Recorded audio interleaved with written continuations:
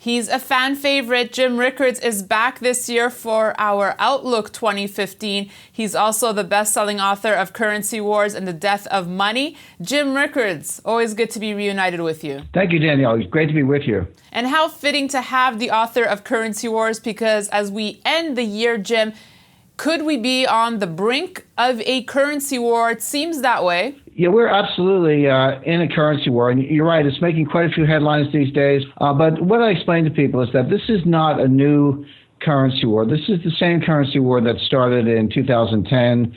I wrote about my first book, Currency Wars, which came out in 2011. It's the same war. And one of the points I made in the book is that we're not always in a currency war, but when we are, they can go on for 5 or 10 or 15 or even 20 years. Now, Jim, last time you were on, we spoke a lot about the Fed. And many analysts expect that with the stronger U.S. data we're seeing, that the Fed may raise rates now sooner than later. Jim, have any of your views changed with the stronger data we're seeing? We've created over 300,000 jobs per month.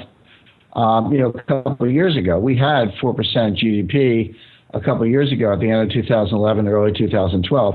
And what happened in both cases? It faded. It went back down to this trend of, certainly below 200,000 job creation and economic growth, real growth below 2%. So let's see if this is sustained. It is good news lately, no doubt about it. But my expectation is that in the months ahead, some of these numbers will get weaker.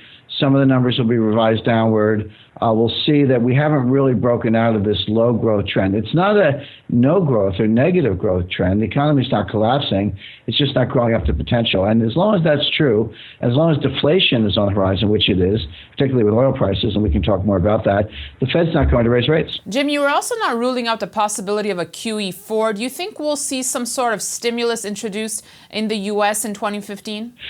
Maybe in 2015. It'll be late in 2015. Maybe the first quarter of 2016 is a better forecast for that. The reason, Daniela, remember, the Fed has just finished tapering QE3, but it wasn't the first taper. When QE1 was over, you can think of that as a 100% taper. When QE2 was over, you can think of that as a 100% taper. Now QE3 is over. We've had a 100% taper. What we know about tapering is it failed. QE1 failed. They had to come back with QE2. QE2 failed, they had to come back with QE3. But if you look at the gaps, QE2 was over in June 2011. QE3 did not begin until September 2012. So that was a 14-month gap.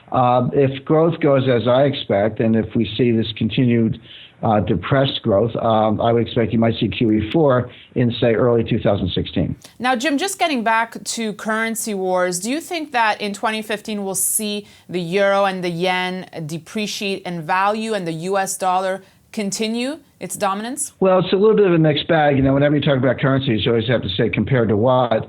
But you make a very good point, Danielle, which everything's a cross rate. You can't have a weak yen, a weak euro, and a weak dollar all at the same time. Now, I do expect the yen to go lower. I expect it to go maybe even as far as 140. That would not surprise me at all. They wanted to cheapen the yen. Everyone says this to promote exports. That's not the reason. The reason is to import inflation in the form of higher energy prices. So it's a moving target. The Japanese just can't win. I mean, they got the yen cheaper, but then oil went cheaper, and so they didn't get the imported inflation they want because the dollar price of oil went down. So with a lower dollar price of oil, you need a lower yen to get the inflation. So I look for the yen at 140. Euro's an interesting story. Their economy has its problems, but they're not in as bad shape as the Japanese.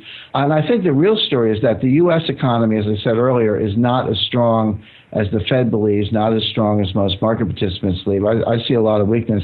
And so for now, yes, the strong dollar prevails, but by the middle of 2015 to late 2015, I think the U.S. is going to be the one that needs the help, and that probably comes at the expense of Europe. That's why they're so desperate to get QE in Europe, because they think Europe needs a little help. So the euro might be at a low. I think the yen will go lower, maybe to 140. But I do look for the dollar to start to weaken late next year, and that's going to, when people realize the Fed's not going to raise rates, that's going to pull the rug out from under the dollar. Let's talk gold now. And with 2015 around the corner, some have brought back Nouriel Roubini's prediction of $1,000 gold in 2015. Now, I remember when Professor Roubini made that claim, you had a bit of a Twitter battle with him.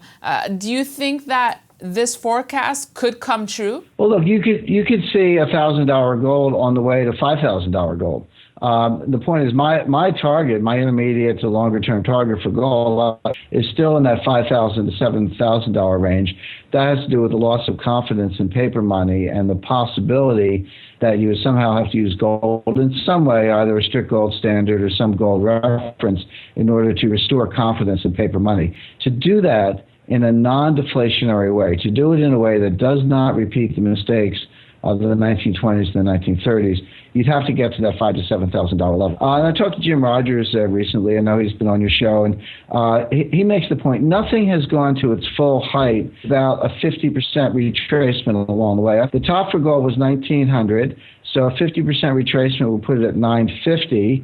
I'm not predicting 950 gold, but that would not be unusual. My concern for investors is that when it really takes off, when it starts gapping up, $200-$300 an ounce per week, and all of a sudden, a couple of weeks go by and it's up a couple $1,000s, and people wake up and say, "Oh, gee, I better get some gold." You're not going to be able to find it. So I recommend getting it now when it is available, before it runs out. That'll be the problem. When the price really takes off, you won't be able to get it. Thank you, Jim. Happy holidays and be safe. And to all our viewers, happy holidays to you as well. We thank you for your support and we wish you a very happy and healthy 2015. Thanks for watching.